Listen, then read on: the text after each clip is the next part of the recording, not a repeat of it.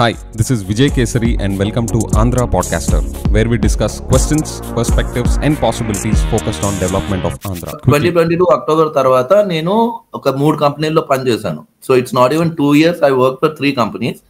ఆ ముగ్గురు entrepreneur owners కానీ CEOs, they are Andhra people who are settled in US. నేను అంటే అది వాళ్ళ మాక్సిమం హెడ్ కౌంట్ వచ్చేసి 250 to 300 ఉంటుంది.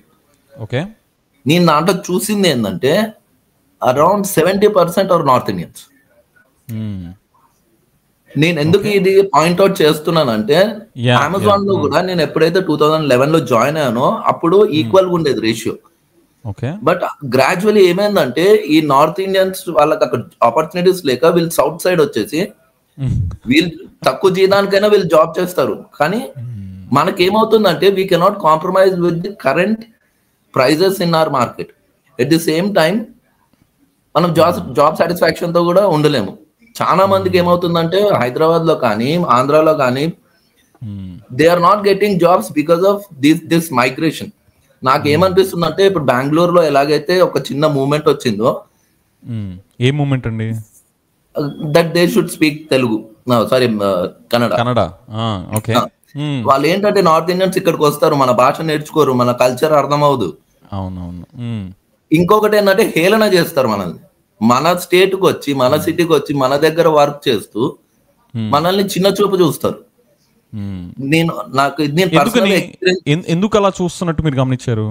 ఎందుకంటే మనకు యూనిటీ లేదు అక్కడ. ఫస్ట్ మనలో కూడా ఒక తప్పు ఉంది. ఎందుకంటే వాడు కొంచెం ఎదుటివాడు ఎందుకు యూనిటీ లేదు మన దగ్గర? ఐ డోంట్ నో, మేబీ ఈర్ష్య ఉండొచ్చు, జెలసీ ఉండొచ్చు, దట్ కెన్ బి ఎనీ. వాళ్ళకి కూడా ఉంటాయి కదా మరి. నేను అది అబ్జర్వ్ చేయలేదు. ఎందుకంటే నేను ఎగ్జాంపుల్ ఇస్తాను. వెస్ట్ బెంగాల్ వాళ్ళు, కల్కత్తా వాళ్ళు ఒక్కరు వచ్చారనుకోండి, మనకి ఇప్పుడు నేనే కంపెనీ పెట్టాను, ఒక బెంగాలీ నేను హైర్ చేసుకుంటే అతనికి లేదంటే ఆ అమ్మాయికి హైరింగ్ పవర్ ఉందనుకోండి, 10 members లో కనీసం 8 members ఆ బెంగాల్ నుంచే తెచ్చుకోవడానికి ట్రై చేస్తుంది. కానీ ఈక్వల్ గా స్కిల్స్ ఉన్న వాళ్ళని హైర్ చేసుకుందాం అన్న థాట్ ప్రాసెస్ వాళ్ళకి ఉండదు. నేను చూసాను, నేను పర్సనల్ ఎక్స్పీరియన్స్ అయ్యాను. అమెజాన్ లో అండి ఇది జరిగింది? అమెజాన్ లో కాదు, అమెజాన్ తర్వాత అమెజాన్ లో కొంచెం okay, that is different story. I will not mention Amazon చాలా పెద్దది కాబట్టి నేను దాని గురించి పెద్దగా చెప్పలేను. తర్వాత నేను వర్క్ చేసిన 3 కంపెనీల్లో, సో అది SaaS based companies. That's total different story. కానీ నాకు ఏమనిపించింది అంటే government should come up with certain amount percentage for the migrated people.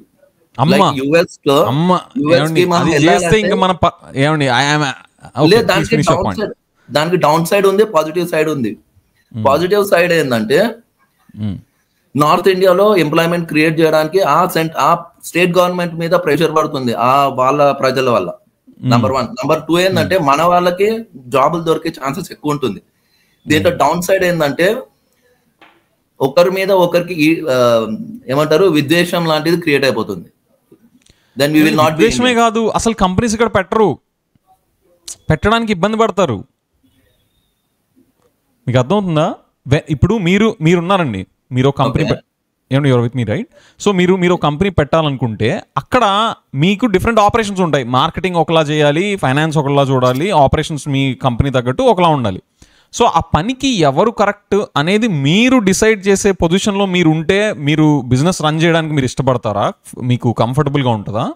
Comfortable అని కాదు, కాంపిటేటివ్గా మీరు ఉండగలరా మార్కెట్లో? లేదా if somebody comes end of the day మనకు కావాల్సిన profit, that profit can be gain only through skill.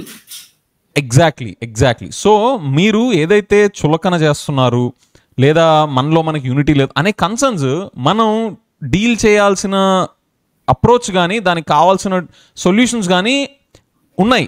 కానీ దానికోసం మనం దాని ఏమంటారు ఈ కోటాస్ కానీ ఇట్లా పెట్టామనుకోండి. యాక్చువల్గా ఇప్పుడు అమెజాన్ లాంటి కంపెనీ ఉంది, వాళ్ళకి at the end of the day వాళ్ళకు షేర్ ప్రైస్ ఉంటుంది, వాళ్ళ మార్కెట్లో వాళ్ళకు మార్కెట్ క్యాప్ ఉంటుంది, దాన్ని అప్రిషియేట్ చేసుకోవాలని చూస్తారు. సో దాన్ని అప్రిషియేట్ చేసుకోవాలంటే వాళ్ళు మెరిట్ డ్రివెన్ వేలో కస్టమర్ ఎలా అట్రాక్ట్ చేసుకోవాలి కస్టమర్ని, మనం ఇంకా ఆర్డర్స్ని ఎలా ఫుల్ఫిల్ చేయాలి, మీకు తెలియదే ఉంది, మీరు అమెజాన్లో వర్క్ చేస్తారు. సో అప్పుడు మెరిటే వస్తుంది. ఆ మెరిట్ దగ్గరికి వెళ్ళి కోటాస్ అని చెప్పేసి మనం ఇంటర్ఫీర్ అయ్యామనుకోండి, I think that's not a healthy way to encourage enterprises in their ease of working in a particular location. కానీ మీరు అన్న కన్సర్న్స్ అనేవి వ్యాలిడ్, ఐ అగ్రీ. మీ కన్సర్న్తో నేను ఎంపథైజ్ నాకు అర్థమవుతుంది పాయింట్, కానీ దానికి సొల్యూషన్స్ వేరే మనం వెతుక్కోవాలి తప్ప ఇందులోకి వచ్చామనుకోండి అసలు గుండు పగిలిపోద్ది మనకి. అదే అర్థమైంది, but I'm not able to find the solution. ఎందుకంటే ఒక 100 మందికి హెడ్ కౌంట్ రిక్వైర్మెంట్ ఉంటే దాంట్లో 70 to 75% వీళ్ళే ఉంటే ఇంకా మనం ఎక్కడికి వెళ్తాం? బిహేవియరల్ సైకాలజిస్ట్ కాదు, I get it, I'm just trying to conclude.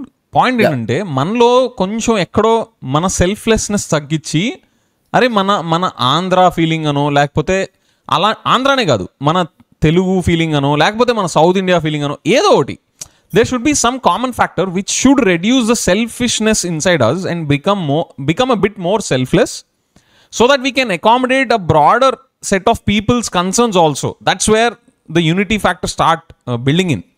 అలా అని చెప్పి నేను ఏదో నార్త్ వేరు సౌత్ వేరు అని చెప్పాలనుకోవట్లేదు. మీరు అనుకున్న కన్సర్న్కి ఇది ఒక పొటెన్షియల్ సొల్యూషన్ అవ్వచ్చేమో. నేను చెప్పే ఆ సోదులో కూడా తీసుకోవద్దు, నేను బిహేవియరల్ సైకాలజిస్టో ఆంథ్రోపాలజిస్ట్ని అసలు కాదు. ఓకే, సో నేను చెప్పింది అసలు ఏ రకంగానూ సొల్యూషన్ కాదు. నేను ఒక ఎగ్జాంపుల్లా చెప్తున్నాను, హైపోథెటికల్ ఎగ్జాంపుల్. ఓకే, మనం ఇండియన్స్ అంతా మనం ఒకటే, నార్త్ సౌత్ ఇవన్నీ ఫీలింగ్స్, ఈ జెలసీస్ ఇవన్నీ ఉన్నా దాన్ని సైంటిఫిక్ వేలో మనం ఎలా అడ్రస్ చేయాలో చూసుకోవాలి. I'm trying to be politically correct here. I hope you get my point, Naresh garu. So ya, so the point is I like the way that you brought up long term థింకింగ్ని base చేసుకుంటా స్టార్టప్స్ని ఎలా encourage చేయాలనే concern మీకు బాగుంది. దానికి నాకు అనిపించిన సొల్యూషన్ మీకు సెన్సిబుల్గా అనిపించిందేమో అని నేను అనుకుంటున్నాను. But the binding factor should be something much bigger, than instead of getting into the quotas. That's where I have my concern andi. Asalu unnadu boddi. Understood. I agree with you. Thank you so much. It's been nice talking to you. Thank you Naresh garu. Thanks for joining in. Bye.